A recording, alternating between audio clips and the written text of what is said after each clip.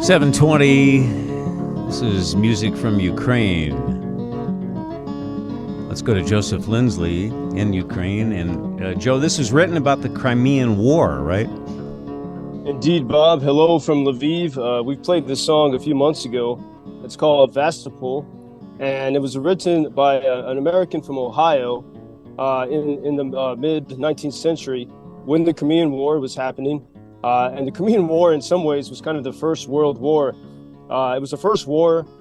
This was fighting over the Crimean peninsula. You had the Russians versus many powers from Europe, including France and the United Kingdom.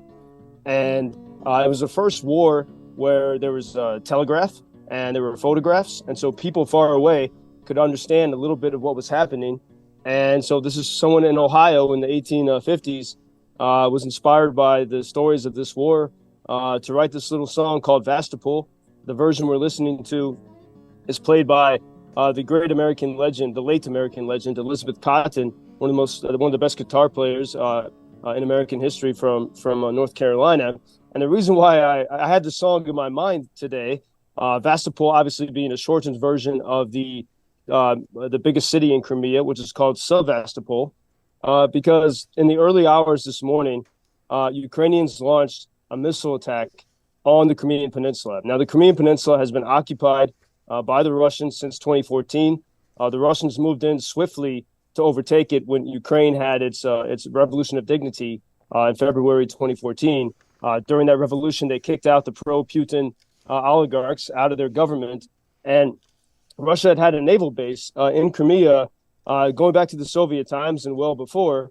And when Ukraine got its independence in 1991, Ukraine agreed to let Russia keep their base in Crimea, and so it was very easy for Russia to take over the peninsula in 2014, because the government of Ukraine was basically decimated. The people had taken control of their society, and Russia quickly moved in to take that. And so now, for Ukrainians maintain that until Crimea is back in Ukrainian hands, there cannot be true victory in this war, because for one main reason is that it's very easy for Russia to attack from that naval base. In fact, last night the Russians sent drones back into that region, the southern part of Odessa region called Bessarabia. They sent drones to the port city of Izmail, right across from Romania.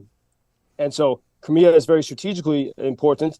It's also home to the Crimean Tatars, the ethnic Muslim group that have been oppressed by the Russians going back to the Soviet times. And Ukraine now has a new Crimean Tatar defense minister. And so what we saw in the early hours this morning, Ukraine launched an attack on that naval base in Sevastopol. And it seems that they destroyed a Russian submarine and also heavily damaged other Russian ships. And so this is quite extraordinary. It shows a great weakness in Russian defenses and a Ukrainian ability with some of the Western weapons, probably especially from United Kingdom sent these Storm Shadow missiles several months ago. And the Storm Shadow has the ability to reach Crimea from Ukrainian-held Ukrainian soil. I don't know yet exactly what Ukrainians used to attack, but this is something. It's a great sign of progress for Ukraine, and so I thought it appropriate to play this little tune, Vastopol, which is sort of, we've had some heavy discussions the past few days, but this is something very positive for Ukraine. Meanwhile, Putin and Kim Jong-un spent about 5 hours together. And as you said yesterday, and as many people have said, this is a sign of the Russian leader's weakness. But nothing good can come out of this, can it? No, I mean, you get the bad guys, working together, and but I mean, this is, it's also interesting timing. We don't know we can never trust any information that comes from either North Korea or Moscow. I mean, it's hard enough to trust politicians in the West. But when in countries where there's no free speech and no free press, we can never know quite what they agreed. But in light of that meeting, to have this major Ukrainian attack on the Crimean Peninsula, on the Russian base there, because Russia was making some promises to North Korea that, we can help you with satellite technology, but we see weaknesses in Russia's ability, not only with air defense but in surveillance abilities for the Ukrainians to make these sort of sneak attacks. Because and just a few weeks ago, Ukraine, as we talked about before, Ukraine hit a Russian air base in the north of Russia, near the border with Lithuania, with drones. And so Ukrainians are finding these weaknesses. And by the way, I never talked about it, but when Ukrainians hit that Pskov air base in Russia several weeks ago, one of the Ukrainians, a guy in the Ukrainian military, called the emergency helpline for the local Russian city near the air base. And he said, I heard some explosions. Can you tell me what's going on? And the Russian woman on the in this operations center, like sort of a 911 center, she said, yeah, I think the air base was hit. And the Ukrainian said, was it once or twice? And she said, only once. And he said, okay, thank you for the information. Slava Ukraini.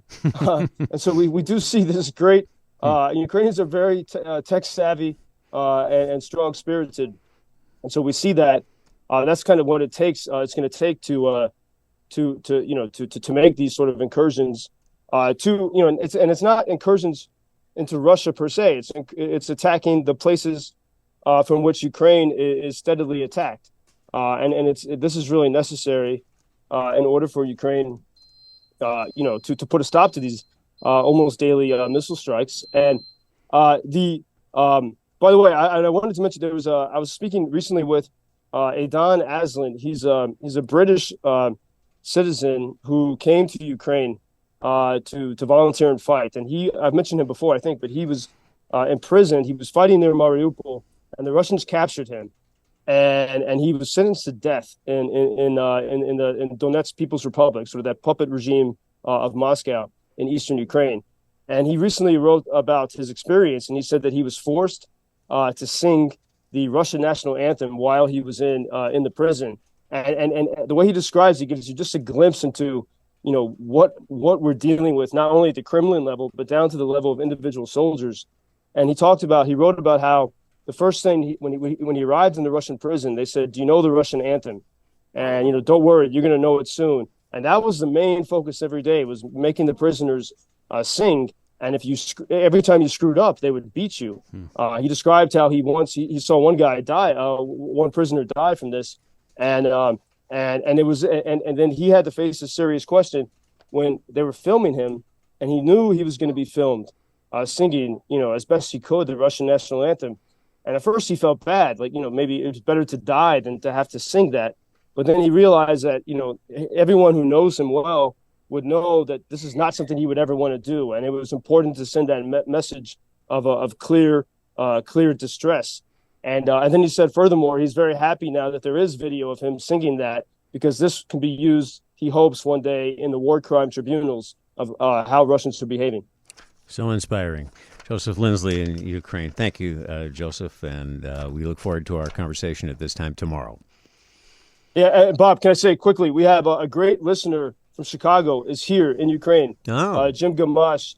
He showed up yesterday in Lviv wearing a Notre Dame T-shirt, and he brings greetings and donations from so many listeners to the show. He's had fundraisers in Naperville at the Stonebridge Country Club, and he showed up here to help and volunteer.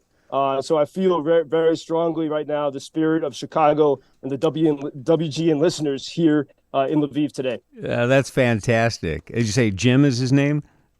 Jim Gamash. Yes. I love hearing that. Say hi for us, and we'll talk tomorrow. Indeed. Thank you. Until tomorrow. Thank you for introducing Ukraine on your social media pages. That's very important, that much more people can get more information about the situation here and how everybody can help Ukraine to stay stronger and to save all the world. Что он сказал? Well, which side are you on? На чьей ты стороне? Come on now. Oh, which side are you on? На чьей ты стороне?